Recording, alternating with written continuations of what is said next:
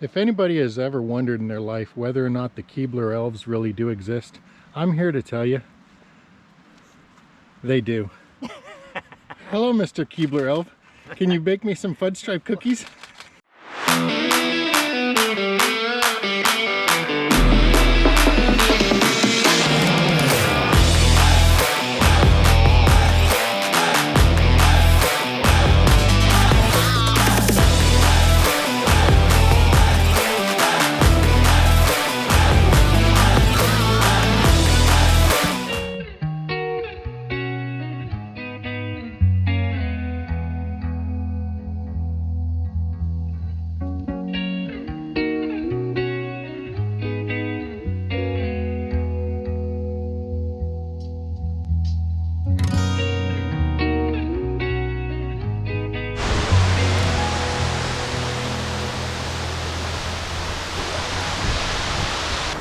Well, you can hear the sound of the rushing water. We are in Olympic National Park out on the peninsula of Washington. Just beautiful area. I mean, the lush green foliage that you have out here, the moss, everything. It's just been just a gorgeous hike to get to this point. And we are at a place called Maymere Falls. And the waterfall here, it's a decent sized waterfall. It's not huge like some of the other ones that we've seen recently, but it's still a decent sized waterfall. And I've got my camera set up now in order to be able to take a picture of this fall, and I've made some composition decisions here that I think are going to help out. The waterfall itself has just kind of this huge rock area that kind of surrounds the waterfall, and the rock, in my opinion, wasn't that pretty. So I've set my camera on the back side of this tree here off to my right, and I'm using that as kind of a little bit of a foreground element there.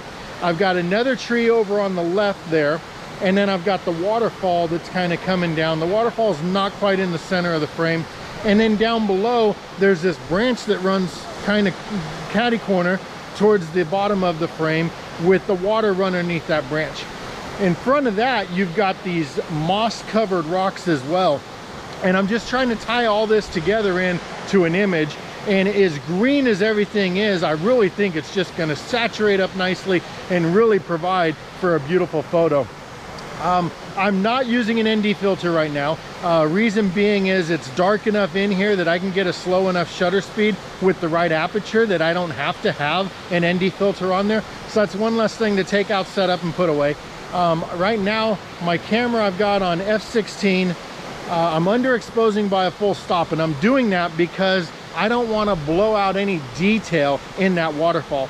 And if I'm exposing for the right exposure, I was losing some of the highlights in that waterfall, and that's not what I want to have happen. ISO 100 because I want as slow of a shutter speed as possible. And you can see right now I've got a 1 second shutter speed. When I take this photo, and then I put it on the review here, you can see I've got just a little bit of flashing there, meaning I'm blowing out, but I've also got some clipping of the shadows there. Overall, not overly concerned with either of those. I'm going to pull some shadows back with the shadow recovery tool. I'm going to bring those highlights down a little bit, and if I have just a little bit of the waterfall that's blown out, it's not going to affect it that much. But let's take a look at the overall picture here. And you can see I've got just beautiful sharpness and detail on the tree that's right here in front of me. I've got the waterfall with the little strings of water that are coming down. I've got this beautiful green color along the way. I've got just where we come out here on the top. And then as I come down here, I've got those moss covered rocks like I was talking about. And then that log down there that's going kitty corner. I think it's going to turn out to be a nice photo. I'm going to fire off a couple more frames, pack up, and head on out to our next destination here in beautiful Olympic National Park.